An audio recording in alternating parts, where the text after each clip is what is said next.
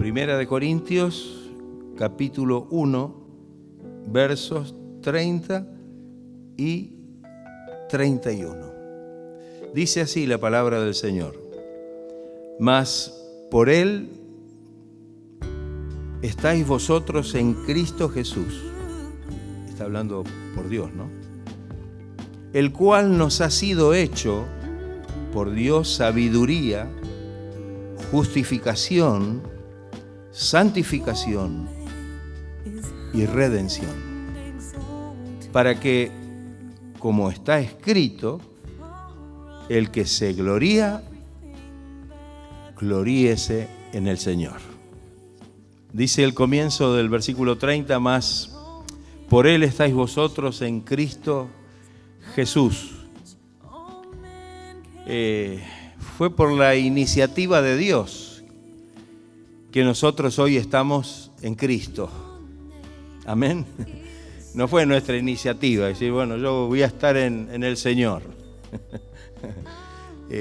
Y si alguna vez lo pensamos, tenemos que recapacitar un poco sobre esto y darnos cuenta que en realidad el texto bien claro dice que por Dios estamos nosotros ahora en Cristo Jesús, en esta comunión y en esta relación personal y gloriosa con el Señor. La frase estar en Cristo, es muy importante, Pablo la usa muy frecuentemente y hay muchos ejemplos. Pudiéramos leer 2 o 3, 4 versículos para darnos cuenta de qué estamos hablando.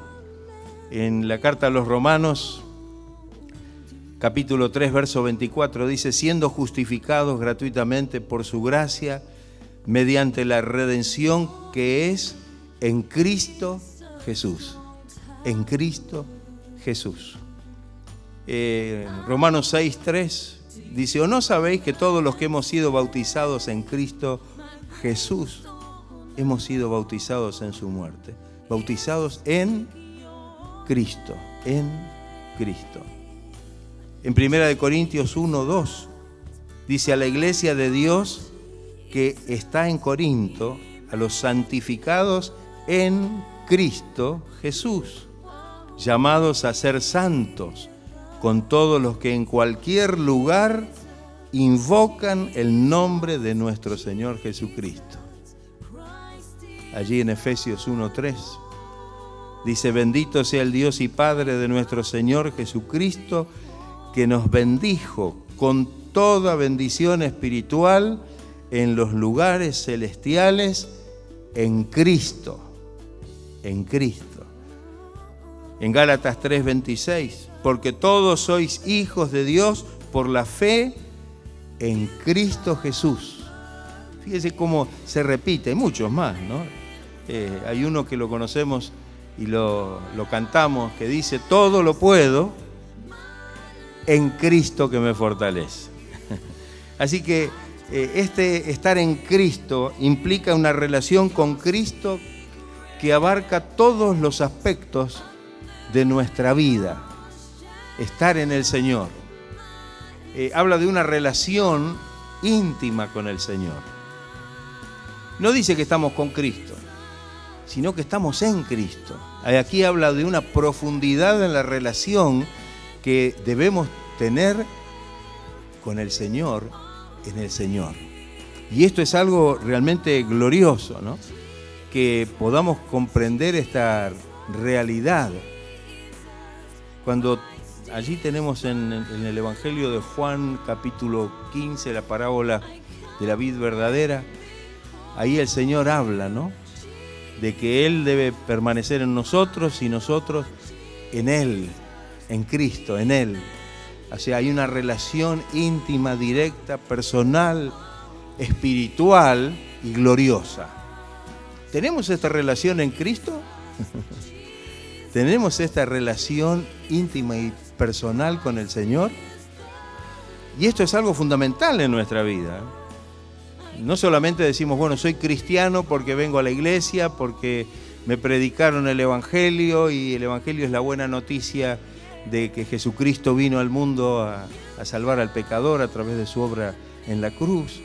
Pero acá estamos hablando ahora de una relación personal, permanente, gloriosa, íntima con el Señor, que debemos tener todos los cristianos. Se debe llamar cristiano realmente al que está en Cristo, es decir, el que tiene una relación profunda, espiritual y gloriosa con el Señor. ¿Tiene usted esta relación con el Señor Jesucristo? ¿Está esta relación íntima con el Señor? Y esto es algo muy importante. A veces estamos como espectadores. Hay algunos que dicen, somos creyentes laicos, ¿no? Estamos solamente ahí siendo espectadores y mirando, observando y de alguna manera tratando de recibir alguna bendición. Pero aquí la palabra nos habla de poder tener una experiencia poderosa, real, maravillosa en Cristo. Esto es algo muy diferente. Yo siempre digo que antes de conocer el Evangelio era cristiano, pero no conocía a Cristo. Era cristiano, pero no conocía a Cristo. Mire cómo es la cosa. Me hablaban de Cristo, me enseñaban de Cristo, y hacía el catecismo, y hacía esto y aquello y el otro, y hasta estudié latín, y estudié un montón de cosas, pero no conocía a Cristo. Porque conocer a Cristo, yo siempre digo, y ustedes creo que lo han escuchado más de una vez, que la palabra conocer en el contexto de la Biblia habla de una relación profunda. No es solamente tener una idea de alguien o conocerlo por referencias. Siempre digo que yo conocí a Cristo por referencia, porque me habían hablado de Cristo, me habían enseñado de Cristo, pero yo no tenía nada que ver con Cristo, ni Cristo conmigo, hasta que conocí el Evangelio y hasta que entregué mi vida al Señor de todo corazón. Alabado. Gloria sea el nombre del Señor. Y ese conocimiento experimental, profundo, es estar en Cristo. Es poder realmente disfrutar esta comunión maravillosa con el Señor. Es una relación que nos salva, y hay una palabra que se usa, y la usa la carta a los Hebreos, que ahora vamos a leer el texto, perpetuamente, quiere decir para siempre, nos da una salvación eterna. Es decir, el estar con Cristo garantiza que somos salvos y que esa salvación no es algo pasajero. No es algo de hoy porque estoy en Cristo, porque ahora siento la presencia del Señor, sino que en realidad el que esto se haga algo permanente en mí hace que realmente esta salvación sea una salvación gloriosa y eterna. En Hebreos capítulo 7, verso 25 dice, por lo cual puede también, hablando del Señor, salvar perpetuamente a los que por Él se acercan a Dios, viviendo siempre para interceder por ellos. Así que fíjese las palabras, ¿no? Perpetuamente, a los que se acercan a Dios, viviendo siempre, siempre para interceder por ellos. ¿Quién es el que intercede por ellos, que somos nosotros? Es Cristo. Es Cristo el que intercede por nosotros ante la presencia del Padre.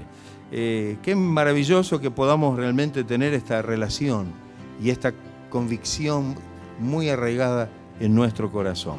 El texto sigue diciendo, el texto 30, dice, el cual nos ha sido hecho por Dios, habla de Cristo, que Cristo fue hecho por Dios, sabiduría para nosotros. Sabiduría. El Evangelio de Juan empieza con estas palabras. Ustedes la conocen, ¿no? El principio del Evangelio de Juan. En el principio era el verbo, que esa palabra del griego es logos, y el verbo era con Dios, y el verbo era Dios. Juan 1:1, el comienzo del Evangelio. Ese vocablo, logos, significa palabra. Esa palabra verbo significa palabra, Y aquí Juan se refiere a Jesús, que Él es el Verbo, que Él es el Logos, que Él es la palabra viviente, la palabra de vida, revelada por Dios, por el Espíritu de Dios, y que nos hace sabios en el Espíritu cuando la recibimos. Y yo digo, qué hermoso esto, que podamos comprender esta verdad y que nosotros podamos saber que esta bendición, y en principio, esta sabiduría de la cual habla que nos ha sido hecho Jesucristo a nosotros, tiene que ver con nuestra relación hoy con el Señor y con esa sabiduría, no de las cosas humanas, de las cosas de este mundo, no de la inteligencia o capacidad intelectual, sino de una sabiduría superior, gloriosa y espiritual. 1 Corintios 2, 12 y 13 dice, y nosotros, esto lo dice el apóstol Pablo, no hemos recibido el espíritu del mundo, habla ahora, ¿no? No hemos recibido el espíritu del mundo, sino que hemos recibido el espíritu, está con mayúscula el espíritu ahí, que es el espíritu de Dios, que proviene de Dios, que viene de Dios, que es el espíritu de Dios, para que sepamos lo que Dios nos ha concedido, lo que Dios nos ha dado. Lo cual también hablamos, no con palabras enseñadas por la sabiduría del mundo, por sabiduría humana, sino con las que enseña el Espíritu. Palabras que enseña el Espíritu de Dios a nuestra vida. Qué hermoso esto, ¿no? Esto es algo interesante. Pablo se había propuesto no saber nada según la sabiduría del mundo cuando le llevó el mensaje a los corintios. Se había propuesto no saber cosa alguna, dice, sino el mensaje de la cruz, de Cristo y este crucificado. Pero cuando termina de decir eso, inclusive enfatizando para que la fe de ellos, es decir, de los que escucharan el mensaje, no se fundamente en los argumentos o sabiduría humana, sino en el poder de Dios. Ahora, después dice algo que es maravilloso.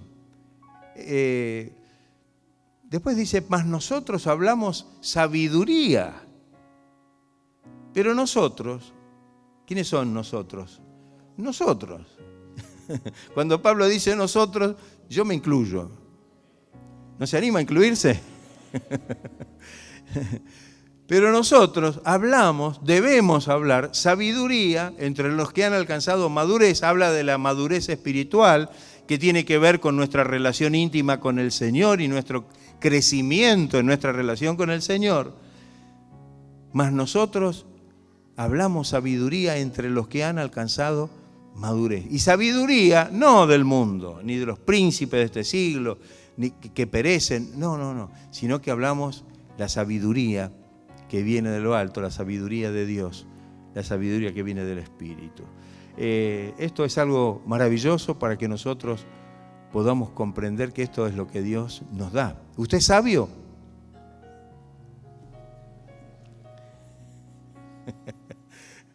A ver. ¿Usted es sabio? Recién preguntábamos antes si usted tiene o se identifica con esa relación en Cristo, esa relación íntima, esa relación espiritual, profunda, gloriosa. Y dijimos amén, gloria a Dios, y si no, tenemos que tenerla.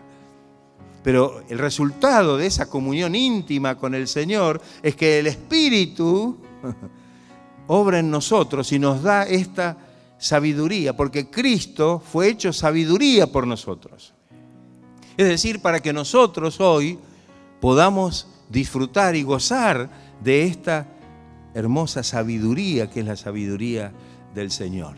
Así que hoy debemos ser sabios, no según la mente, según la capacidad humana, según los estudios seculares, sino debemos ser sabios espiritualmente con la sabiduría que viene de Dios, la que nos da el discernimiento para poder conocer e interpretar la voluntad de Dios para nuestra vida. Qué hermoso. En la carta a los Efesios dice algo interesante también el apóstol Pablo. Capítulo 1, versos 17 y 18, dice: el Dios de nuestro Señor Jesucristo, el Padre de gloria, os dé, que dice, espíritu de sabiduría, por Cristo. Nos dé espíritu de sabiduría y de revelación en el conocimiento de Él,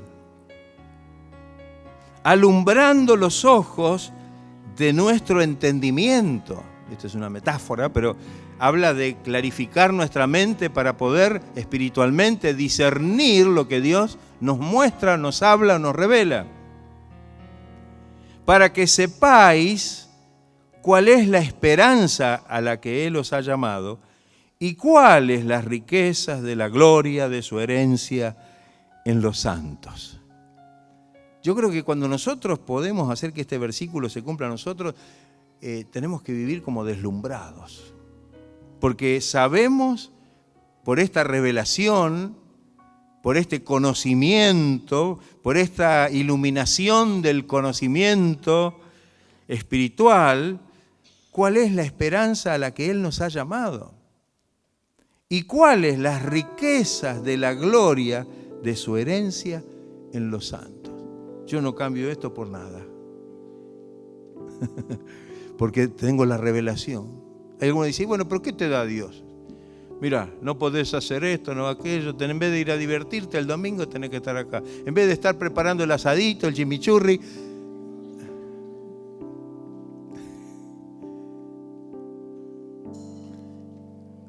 ¿Pero por qué estamos acá? Porque tenemos la necesidad de recibir al Señor y seguir recibiendo esta gloriosa revelación de Él. Y estamos realmente gozosos de recibir esta bendición tan maravillosa, que el Señor pueda realmente revelarnos esta sabiduría. En esta carta a la iglesia de Corinto, Pablo dice que Jesús ha sido hecho por nosotros sabiduría. Sabiduría.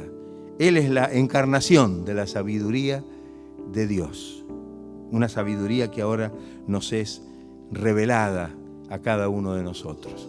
Y dice también la palabra que si tenemos falta de sabiduría, de esta sabiduría, no habla de la otra, porque si fuera de la otra le digo agarre los libros que no muerden. Pero cuando se trata de esta sabiduría, de la espiritual, entonces el Consejo Apostólico dice que la pidamos a Dios. ¿Y qué dice que hará el Señor? Dice que el Señor nos dará abundantemente y sin reproche. Nos será dada. Y yo digo, qué importante. No podemos por eso no ser sabios. Porque el Señor nos dice que Él se hizo por nosotros sabiduría, para darnos esa sabiduría. Y Él quiere que nosotros seamos sabios y que vivamos en esa sabiduría. Esto es algo interesante, que podamos realmente recibir esta bendición como una bendición permanente. No sabio tal vez en muchas cosas del mundo, que tampoco nos interesa. Porque aquellos que son del mundo, dice que en las cosas de Dios y en la palabra de Dios hay contradicciones. Pero créame que no vamos a encontrar más contradicciones que en el mundo. ¿O no es así? Vivimos en un mundo contradictorio. Es una locura lo que se vive en el mundo. Es incomprensible lo que pasa en el mundo. Por un lado se hacen tantos esfuerzos y avances en la ciencia para poder lograr descubrir avances, medicamentos y cosas para poder traer salud y para poder traer bienestar y alargar la vida de la persona. Y por otro lado, con toda clase de armamentos, destruyen vidas en forma permanente. ¿O no es así? ¿Eso no es una contradicción? Es una contradicción. Vivimos todos en un mismo mundo. Mire qué sería si todos nos amáramos como dice el Señor. ¿Qué es lo que va a pasar cuando el Señor venga e instale su reino aquí en la tierra? Dice que las armas de guerra y todos el armamento para destruir a los demás serán fundidos y serán utilizados para hacer herramientas de trabajo. Hay algunos que no están muy de acuerdo, pero...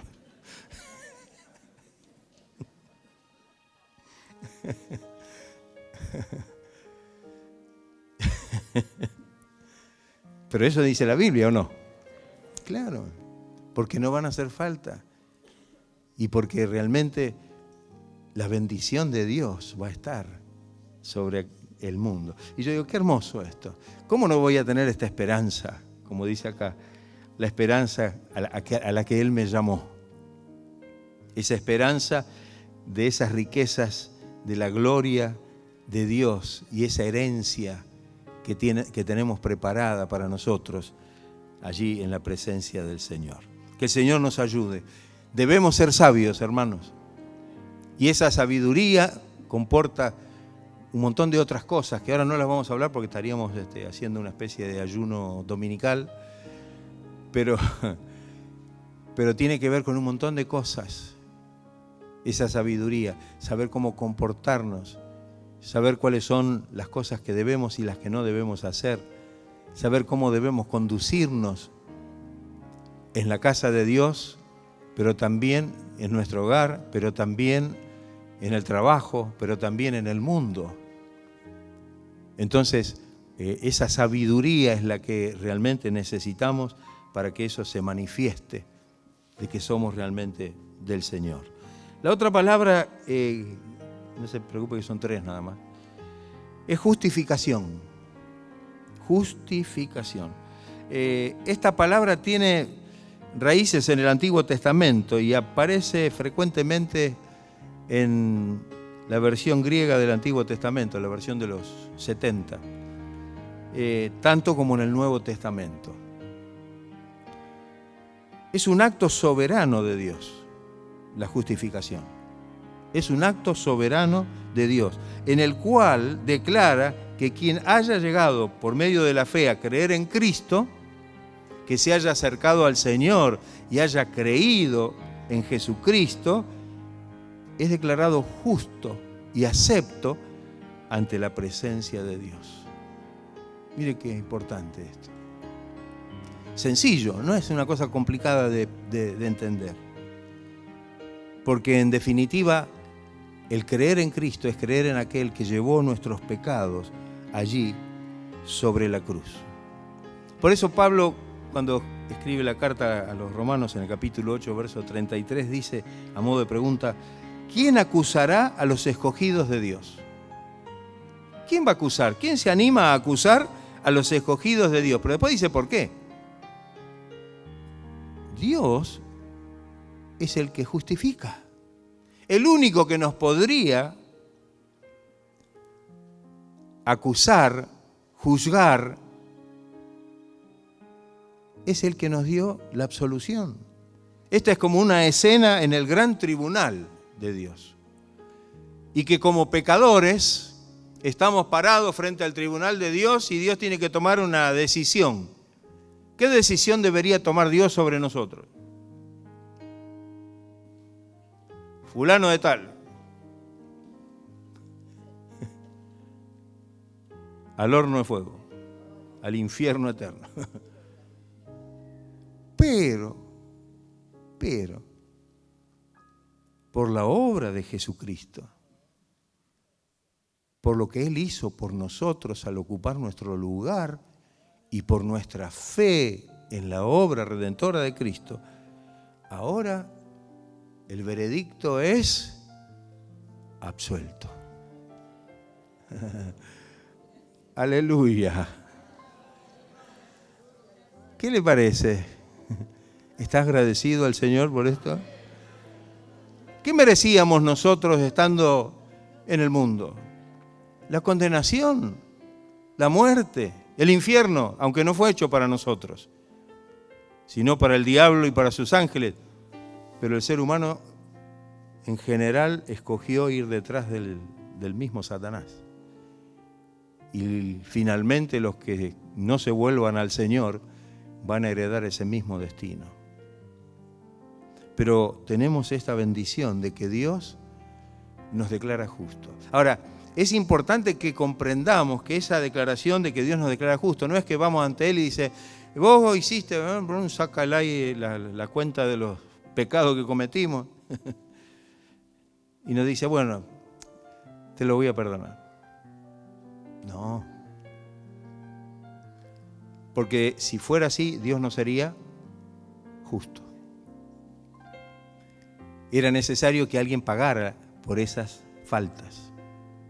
Siempre he hecho mano al texto de Colosenses, porque en definitiva es el que habla con mucha claridad acerca de esto. Y dice que Él tomó nuestros pecados, los escribió en un acta que nos era contraria, o sea que no ponía ahí nuestras cosas buenas, nuestras malas, nuestras impertinencias, nuestros pecados, nuestras fallas, nuestras actitudes deliberadas. Y cuando acudimos al Señor y nos rendimos a Él, el Señor clava ese acta de los decretos que nos era contraria, perdonando todos nuestros pecados, dice el texto de Colosenses, perdonando todos nuestros pecados. Ahí está, ahí está. Él pagó con su vida allí en la cruz, muriendo en la cruz, para que nosotros hoy podamos ante el tribunal, estar en la presencia de Dios, del juez, podamos recibir la absolución, el perdón, el ser declarados justos en la presencia de Dios. Yo hoy pregunté cuántos eran sabios, muchos no se animaron. Y yo ahora pregunto, ¿cuántos son justos de los que estamos aquí? No me asuste. ¿Cuántos somos justos de los que estamos aquí? No por nuestra justicia, no por lo bueno que hayamos hecho, sino por lo que Cristo hizo por nosotros. Algunos se acercaban al Señor y le decían, ¿qué debo hacer para ser salvo? Es que no somos salvos por lo que nosotros podemos hacer, sino por lo que Cristo hizo por nosotros. Alabado sea el nombre del Señor. Y cuando nosotros nos identificamos por la fe en esa obra maravillosa de Cristo, recibimos y aceptamos a Cristo como nuestro Salvador, ahí estamos en esta situación maravillosa. Merecíamos la condenación, la muerte, pero sin embargo, el juez que está sentado en el trono nos ha absuelto y nos ha declarado justos delante de su presencia. ¿Usted no le da paz esto de saber que Dios lo ha justificado por Cristo? Amén, hermano. Por eso dice, ¿no?, que viene por el Señor. Así como la sabiduría nos viene por el Señor, la justificación nos viene por el Señor. No es nuestra, no es por lo que yo hice, es por lo que Él hizo por mí allí en la cruz del Calvario. La otra palabra que es muy importante es santificación. Dice que hemos sido hechos por Cristo, santificación. Santificación. Esta palabra tiene que ver con hacer santa a una persona. ¿Y qué es lo que nos puede hacer santos? La Biblia dice que somos todos pecadores, por cuanto todos pecaron, y lo hablamos ahora, por cuanto todos pecamos, estamos destituidos de la gloria de Dios. ¿Y cómo se revierte esta situación? ¿Cómo se revierte esta situación? Todos pecadores. Pero ahí es donde la obra que puede hacer Cristo en nosotros, que es santificación por nosotros, es la de poder realmente santificar, purificar nuestra vida. Y esto es algo maravilloso. El Espíritu Santo es el agente purificador, el agente renovador, el que nos renueva, el que quita todas nuestras inmundicias y podemos realmente ser santificados. La palabra santo significa separado, pero completo el sentido, es separado de y consagrado a. ¿Separado de qué? Del pecado, o separado para Dios, o consagrado, dedicado para la gloria de Dios. Esa es una persona santa. Esa es una persona santa. Ahora, hoy estoy con las preguntas. ¿Usted es santo?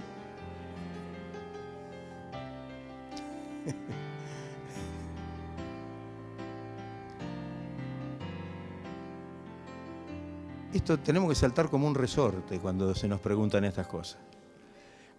Y esto pasa cuando realmente nuestra experiencia es íntima con el Señor y cuando hemos recibido esa bendición de parte del Señor y decimos, amén. No porque yo soy santo, porque mire, ¿no me ven la aureola por ahí? No, es porque el Señor me santificó. Él me hizo santo. Él limpió todas mis inmundicias, mis pecados, mis faltas, mis fallas y qué sé yo, y me hizo nuevo. Entonces, qué importante. Hay un texto muy hermoso en 1 Corintios 6:11. Y dice, y esto erais algunos, hablando de los que realmente vivían en el pecado. Mas ya habéis sido lavados, ya habéis sido santificados, ya habéis sido justificados en el nombre del Señor Jesús y por el Espíritu de nuestro Dios. ¿Qué le parece? Pregunto, ¿ha sido santificado? Ya ha sido santificado. Cuando vinimos al Señor, el Señor, siempre que hablamos de estas cosas, siempre decimos que hay un aspecto instantáneo y uno progresivo, ¿no? El instantáneo es cuando venimos al Señor y el Señor nos cambia de posición. Estábamos entre los pecadores, perdidos, condenados, y el Señor nos dice, vení para acá. Y ahora estamos entre los justos, porque Él nos justificó y entonces hay un cambio de posición. Pero también hay un cambio de condición. Ya no peco como cuando estaba en el pecado y en el mundo, sino que ahora vivo para Dios. Ese es el tema. No es solamente un cambio de posición. Yo ahora soy santo porque vengo a la iglesia, porque me llamo cristiano, porque soy... No, ahora soy santo porque el Señor me santificó y soy justo porque el Señor me justificó. El Señor hizo un cambio primeramente de posición. Ahora estamos entre los santos. Fíjese que el apóstol Pablo, cuando escribe sus cartas apostólicas a las iglesias, no dice a los pecadores de Corinto. ¿Cómo los llama? A los santos. Y después dice, llamados a ser santificados.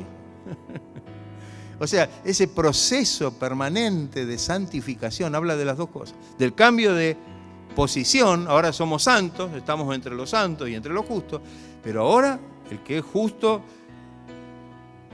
viva como un justo todavía, dice, ¿no? Practique la justicia todavía. Y el que es santo, santifíquese todavía. Siga santificando su vida. Siga practicando la santidad, porque sin la santidad, ¿qué dice? Nadie, no hay excepciones, no hay acuerdos o preferencias o acepciones. Nadie sin santidad verá a Dios. Entonces, esa santidad tiene que ser ahora una experiencia permanente y creciente. Y vivir en esa santidad para que podamos tener la plena certeza y seguridad de que cuando el Señor venga estaremos gozando de su comunión eterna allí en los cielos. La última palabra que menciona el versículo 30 es la palabra redención, que Jesucristo fue hecho por nosotros, redención. Redención. Redención incluye la liberación de un cautivo, por lo general por medio del pago de un rescate. Redimir, amén. Lo tengo que rescatar, pero tengo que pagar un precio para rescatarlo. No es que lo rescato como si fuera un acto de valentía y lo saco y me voy. No, hay que pagar un precio para que se produzca la redención, el rescate como está en la Biblia. Tenemos que saber que ese rescate fue el que pagó el Señor. No lo pagamos nosotros. No lo pagamos nosotros el rescate para recibir la salvación, para recibir la vida eterna, No. Eso lo pagó el Señor. El apóstol Pedro dice de una manera muy, muy clara que hemos sido rescatados, quiere decir redimidos, de nuestra vana manera de vivir, la que recibimos de nuestros padres, así como una herencia en la carne, con oro o plata, es decir, con cosas valiosas de este mundo, que el mundo considera valiosas, sino con la sangre preciosa de Jesucristo, como de un cordero sin mancha y sin contaminación. ¿Qué le parece? Somos redimidos por la sangre de Cristo. El apóstol Pablo habla acerca de esto. Nos dice que tenemos redención por su sangre, la remisión de pecados por las riquezas de su gracia. Eso lo dice en Efesios capítulo 1, verso 14. Tenemos redención por su sangre. No hay otro medio, no hay otra forma. Tenemos redención por su sangre, la remisión de pecados por las riquezas de su gloria.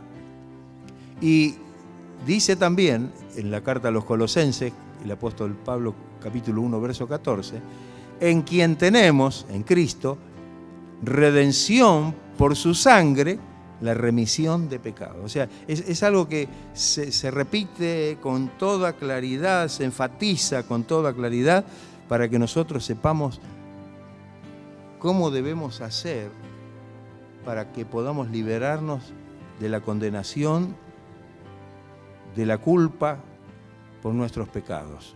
No hay otro medio, no hay otro remedio, no hay otro remedio, solamente a través de la obra de Cristo en la cruz. Cuando encontramos en el capítulo 3 del Evangelio de Juan la relación que hizo acerca en tiempos de Moisés, cuando vinieron las serpientes venenosas que empezaron a morder al pueblo y morían, eran todas serpientes venenosas, Dios le dijo a Moisés que hiciera una serpiente de bronce. Y la serpiente era símbolo de muerte. Y es símbolo, en este caso, del pecado. Se hiciera una serpiente de bronce que la atara o la pusiera sobre un árbol o sobre un poste, la levantara, y todo aquel que viniese a esa serpiente, estoy hablando de los israelitas en el desierto, iba a quedar libre de la muerte. Ahora, cuando esto lo encontramos en el Nuevo Testamento como referencia, dice, como Moisés levantó la serpiente en el desierto, así es necesario que el Hijo del Hombre, Jesús, sea levantado para que todo aquel que en Él cree no se pierda, mas tenga vida eterna. Gloria al Señor. Alabado sea el nombre de Cristo. ¿Dónde está? ¿Dónde está la liberación? ¿Dónde está la sanidad del pecado? ¿Dónde está el hecho de que podamos quedar totalmente libres para poder realmente disfrutar de la salvación y de la comunión con el Señor. En la redención, en la obra redentora que Cristo hizo por nosotros en la cruz del Calvario. Creo que necesitamos comprender, para cerrar, que esas palabras que dice el versículo, más por Él estáis vosotros en Cristo Jesús, el cual ha sido hecho para nosotros, por Dios, para nosotros, sabiduría, justificación, santificación y redención. O sea que no hay nada que nosotros podamos conseguir como logro personal. No, pero mire, yo vengo a la reunión, todas las veces que hay reunión, yo vengo a la reunión, yo hago esto y hago el otro. No. Está bien que venga, es lógico. Pero la obra redentora de Cristo es la que nos ha provisto de esta bendición, de esta maravillosa gracia que hoy podemos disfrutar como cristianos. El texto termina, el 31, diciendo: para que, como está escrito, el que se gloría, gloríese en el Señor. Mire lo que dice aquí el apóstol Pablo, ¿no? Si todas las cosas mencionadas, las que vimos detalladamente en el versículo 30, son obra de Cristo, son obras que el Señor ha hecho, no porque Él vino y las hizo, y ahí están como si... No, las hizo para nosotros, fue hecho por nosotros. Es decir, por Dios para nosotros. ¿De qué nos podríamos jactar nosotros entonces? Ah, sí, porque mire, yo ¿Cómo? ¿De qué nos podríamos jactar? ¿De qué nos podríamos gloriar? En nosotros mismos, que hemos logrado, porque ahí nosotros somos nuestra sabiduría, nuestra justificación, nuestra santificación y redención son obras de Cristo, no nuestras, ni por merecimiento nuestro.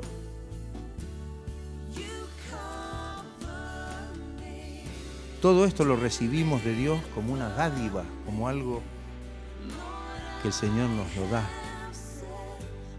en su maravillosa gracia.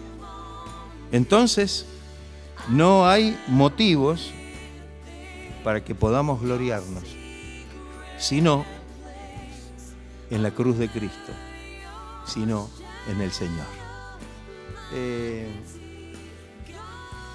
¿Podemos gloriarnos? Seguro. Si se gloría en usted mismo, no se gloríe. Porque como bien dice acá, si hay alguien que se gloría en lo único o en el único que se puede gloriar, es en el Señor. Porque todo y absolutamente todo lo que tenemos y recibimos, lo hemos recibido por medio de la obra de Cristo a nuestro favor. ¿Está usted agradecido al Señor? ¿Podrá glorificar al Señor en este día? Vamos a estar de pie y darle gloria al Señor, darle gracias a Él, porque podemos gloriarnos en el Señor. Sí que nos podemos gloriar. Amén.